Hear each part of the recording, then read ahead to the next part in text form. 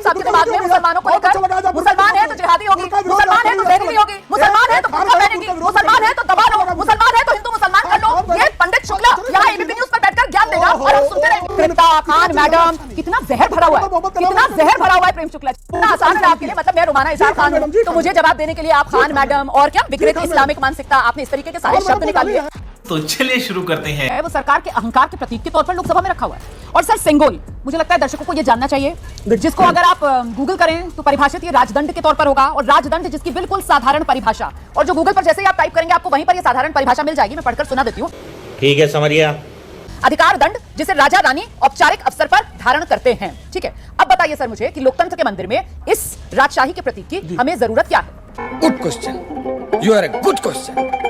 राजशाही का ही प्रतीक धम्मचक्र भी है, राजा का ही प्रतीक था, तो अशोक चक्र हटवाई दीजिए रोमाना जी। खान मैडम बहुत अपराध है, ये धम्मचक्र जो है बहुत बड़ा अपराध है। बौद्ध धर्म का प्रसार करवाया था। अब आपने डिबेट की शुरुआत कर दी है सर, अब आपने शुरुआत कर दी है खान मैडम करके। इतना सम्मान देकर, कह दीजिए शुक्ला, इतना सम्मान देकर आपने शुरुआत की है। नहीं, मैं भी आपको शुक्ला जी कहकर ही जवाब दूंगी ना। अभी मजा आएगा ना भिड़ो। बिल्कुल, मैं भी अब शुक्ला सर कहकर ही आपसे सवाल पूछूंगी सर। जब नेशनल एम्बलम पहले से ही है, और एम्बलम का अर्थ क्या होता है सर? प्रतीक। और नेशनल एम्बलम क्या है सर? अथॉरिटी और सॉवरेनिटी, मतलब अधिकार और संप्रभुता का प्रतीक। जब देश में पहले ही नेशनल एम्बलम है, अशोक स्तंभ के वो 4 शेर जब पहले से ही है सर, तो फिर सेंगोल की क्या जरूरत सर? अब मुझे बोलने दीजिए, जवाब दीजिए ना। बोलना है, शुक्ला सर प्लीज जवाब दीजिए। बहुत मजा आ रहा है यहाँ पे। खान मैडम मुझे बोलना है, जी शुक्ला सर जवाब दीजिए। खान मैडम शांत हो जाए तो जवाब दूं, दोनों चीखें चिल्लाएं। शुक्ला सर समय दे रही हूं, जवाब दीजिए। जिस तरह से वह प्रतीक, उसी तरह से जब नए संसद के सदन का हमने उद्घाटन किया, तो जिसको राजगोपालाचारी जी ने जब सत्ता का हस्तांतरण हुआ, तो उस सत्ता हस्तांतरण के समय एक प्रतीक के रूप में सेंगोल को स्वीकारने की एक प्रक्रिया हुई। उस प्रक्रिया को अगर लोकतंत्र के में न्याय के मानक के रूप में संसद में संस्थापित किया गया, तो यह राजशाही का प्रतीक नहीं है। अगर राजशाही का प्रतीक है, तब तो औपनिवेशिकता का प्रतीक जो है जनगण मन अधिनायक जय है। यह जो हमारा जो राष्ट्रगान है, इस राष्ट्रगान को पहले जॉर्ज पंचम के स्वागत में गाया गया था। कल कोई उठकर ये भी बात करना शुरू कर देगा। चुप कर बे कुत्ते। ये तो भाई औपनिवेशिकता का प्रतीक है, जनगण मन अधिनायक जय है। अधिनायक पर भी बहुत लोग आपत्ति उठाने लेकर खड़े हो जाते हैं। बहुत सारे लोग हैं जो अधिनायक शब्द पर जो है वो विवाद खड़ा कर देते हैं। ठीक है, तो विवादों का मैं आगे बढ़ती हूं सर, मैं आगे आपकी बात का जवाब देती हूं। मैं दोनों वरिष्ठ पत्रकारों का उपयोग करूंगा। बिल्कुल चुप। और मैं आशुतोष जी पहले आपके पास आ रही हूं। तो क्या ये सेंगोल को लेकर पूरा का पूरा जो विवाद है, जो शुक्ला जी कह रहे हैं कि साहब अगर यहां पर आप आपत्ति दर्ज कराएंगे तो फिर कहां से शुरू करके कहां खत्म करेंगे, तो शुक्ला सर की बात के हिसाब से अगर जाया जाए तो ये बेबुनियाद विवाद है क्या? आशुतोष जी देखिए रमाना जी, मुझे शुक्ला जी से बहुत सहानुभूति है। उनको एक ऐसे विषय पर डिफेंड करने के लिए बुलाया गया जिसको वो डिफेंड नहीं कर सकते। देखिए ये पूरा का पूरा खेल मुझे लगता है कि विपक्ष के ट्रैप में सत्ता पक्ष फंसता हुआ दिखाई पड़ रहा है। पूरे चुनाव की एकमात्र और सबसे बड़ा जो इशू था वो तो संविधान बचाओ। सही पकड़े हैं। विपक्ष ने बहुत कामयाबी के साथ इस मुद्दे को लोगों के बीच में रखा, और इसी मुद्दे की वजह से भारतीय जनता पार्टी को उत्तर प्रदेश, महाराष्ट्र जैसे राज्यों में इनको बुरी तरीके से हार का सामना करना पड़ा। जो दलित तबका था, जो ओबीसी तबका था, वो इनसे थोड़ा छिटका। क्या बात है सर, क्या बात है सर, क्या बात है, ये बात है। और इसी मसले पे छिटका। और ये मैं नहीं कह रहा हूं, हिंदुस्तान के जितने तमाम एक्सपर्ट हैं और भारतीय जनता पार्टी की अपनी जो रिव्यू कमेटी की बैठक का जो नतीजा निकला उसमें भी यही बात है जी। अब विपक्ष को खून लग गया है, और खासतौर पर समाजवादी पार्टी को ये बात समझ में आ गई है कि इस मुद्दे को जितना आप बढ़ाएंगे, उतना ही दलित तबके के मन में और जो ओबीसी तबका है उसके मन में इस बात को भरा जाना चाहिए कि क्यों भारतीय जनता पार्टी की सरकार का विरोध होना चाहिए।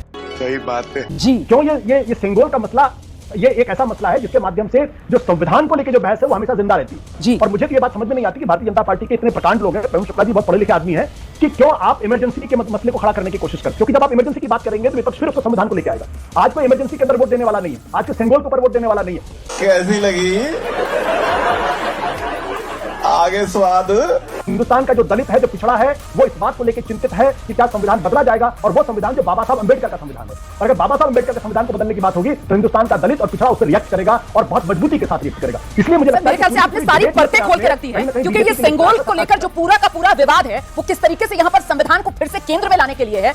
हम कोई मंदिर का घंटा है कि कोई भी आके बजा जाता है। शुक्ला सर क्योंकि अभी पिछली बार कह रहे थे कि साहब ये लोकतंत्र में न्याय के रूप में आप देखते हैं, अब यहाँ पर आपने सुना शुक्ला सर, घनश्याम तिवारी जी किस तरीके से गिना रहे हैं कि क्यों वो इसको लोकतंत्र में न्याय के पर्याय के तौर पर नहीं देखते हैं, और ऐसे में वो इसको सीधे सीधे संविधान के अपमान के तौर पर, और संविधान जो कहता है उसके बिल्कुल उलट एक तरीके से वो ब्राह्मणवाद को बढ़ावा देने वाली उन तस्वीरों का वो जिक्र कर रहे हैं। इस पर जवाब दीजिए सर। अभी से आराम से वाह वाह वाह। खान मैडम जी जैसे जरा सा प्रोग्राम का नाम ले लिया तो आप अत्यंत क्षुब्ध हो गई थी। धीरेन्द्र कुमार जी ब्राह्मणवाद तक पर आ गए, जाति पर भी आ गए, अब गोत्र पर भी आ जाए तो बहुत अच्छा लगेगा। सर, धर्म बताने की शुरुआत तो आप ही ने की सर। जात पर तो करी नहीं सर, गई। धर्म बताने की शुरुआत तो आप नहीं मैंने तो नहीं की। कोई बात मैंने नहीं की। कोई बात मैंने नहीं की। मैंने नहीं जवाब दे की। दीजिए, सिर्फ परेशान राम का नाम ले लिया गया तो खान मैडम कितना क्षुब्ध हुई थी। वाह बेटा, लगता है तुम गू खा के ही मानोगे। मैं उसी की बात कर रहा हूँ। धीरेन्द्र कुमार मुन्ना जी ने सिर्फ प्रभु रामचंद्र जी का नाम ले लिया तो खान मैडम भयंकर क्षुब्ध हुई। हाँ सर, मुझे बुरा लगता है, मुझे बहुत बुरा लगता है सर। ब्राह्मण बात तक आ गई है। भगवान मुझे भी बुरा लगने का अधिकार है। जातियों का नाम मुसलमान लेता है। मुझे बुरा लगता है, मुझे बुरा लगता है सर, जब पॉलिटिकल डिबेट्स में अपने फायदे के लिए प्रभु राम का नाम घसीटा जाता है, मुझे बुरा लगता है। मेरे को तो ऐसा धक धक हो रहा है। सिर्फ मुसलमानों को बुरा लगने का अधिकार नहीं है। हिंदू मुसलमान का राधा शुक्ला सर, पुरानी आदत। कोई बात नहीं, आइए पंडित जी, आइए ना पंडित जी, बात पूरी कीजिए, पूरी कीजिए बात। खान मैडम आइए। खान मैडम इस्लामी कट्टरता का इतना विकृत प्रदर्शन अच्छा नहीं है, अच्छा नहीं है, बिल्कुल अच्छा नहीं है। इस्लामिक विकृतता, खान मैडम, अभी मजा आएगा ना भिड़ो। कितना जहर भरा हुआ है, कितना जहर भरा हुआ है प्रेम शुक्ला जी। मैं कहने के लिए मजबूर हूं और वो भी एक मुस्कान के साथ। मतलब क्या डिबेट चल रही है और डिबेट को आप कहां से कहां ले गए सर? मतलब कहां से कहां आप इस डिबेट को ले गए? आप चाहते हैं कि पॉलिटिकल डिबेट में प्रभु राम का नाम खींचे? आप ये चाहते हैं कि यहाँ बात सिंगोल की हो रही है, यहाँ बात संविधान की हो रही है और आप चाहते हैं कि राजनीति में प्रभु राम का नाम घसीटे? तुम चुल्लू भर पानी में जाके डूब के मर जाओ। आप ये चाह रहे हैं प्रभु राम का नाम राजनीति में ना घसीटा जाए, इस तरीके की डिबेट्स में प्रभु राम की महिमा को इस तरीके से बीच में लाकर उसका अपमान न किया जाए। अगर मैंने खान मैडम ने ये कोशिश कर दी तो पंडित शुक्ला जी को बहुत ही बुरा लगा। कोई बात नहीं, दर्शक देख रहा है, मैडम की आप आइए ना। इस्लामिक कट्टरता का विकृत प्रदर्शन एबीपी न्यूज कितनी विकृति का शिकार है ये इस देश की जनता ने देखा, अच्छा लगा। अब आइए मुद्दे की बात हम करते हैं। सुन बेटे बात सुन। जवाब आदरणीय आशुतोष जी ने कहा, आदरणीय हमारे विजय त्रिवेदी, मैं उसी पर हूं मैं। खान मैडम अगर मुझे बोलने देगी तो उसी पर हूं मैं। आदरणीय आशुतोष जी ने, आदरणीय विजय त्रिवेदी जी ने कहा भाई संविधान पर जो है बात होनी है, संविधान पर ही बात होनी है। और सत्यमेव जयते जिस भारत के संविधान का ब्रीद वाक्य है उस संविधान में असत्यमेव जयते को स्वीकारना, यह आशुतोष जी की शिक्षा है।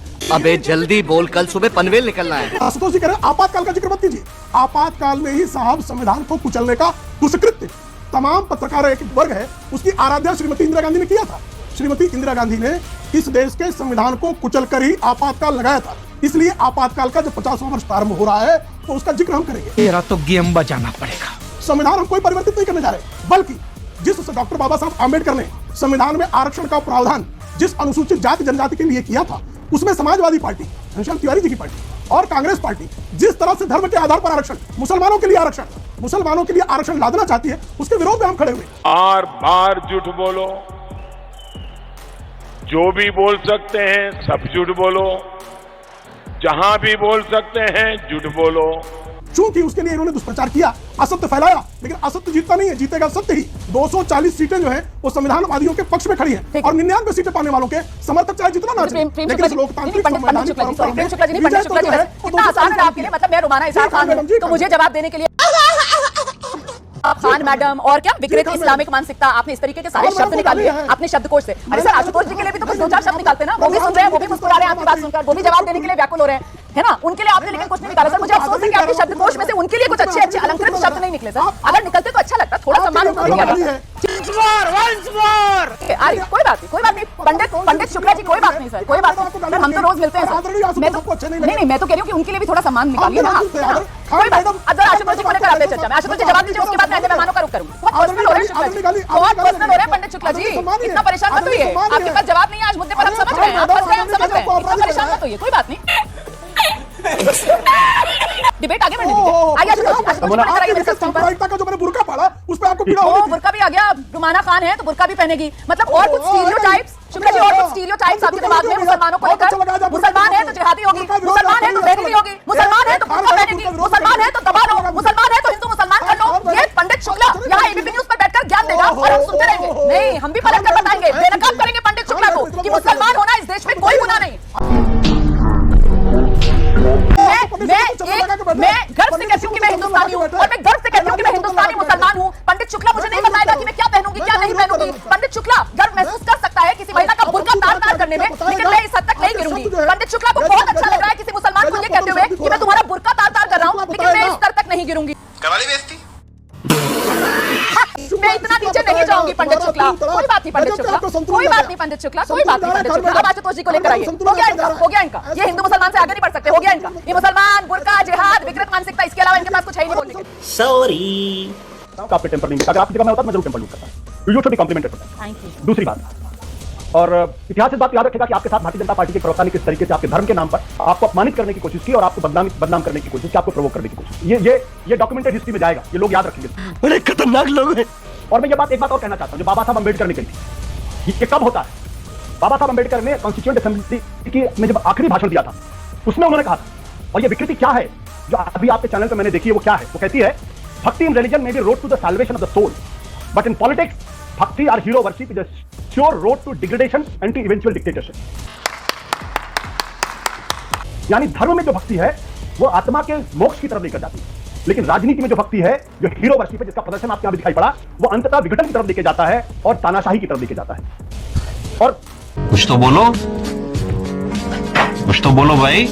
और नीचे जो वो सब्सक्राइब का बटन है ना, उसको हिट करो।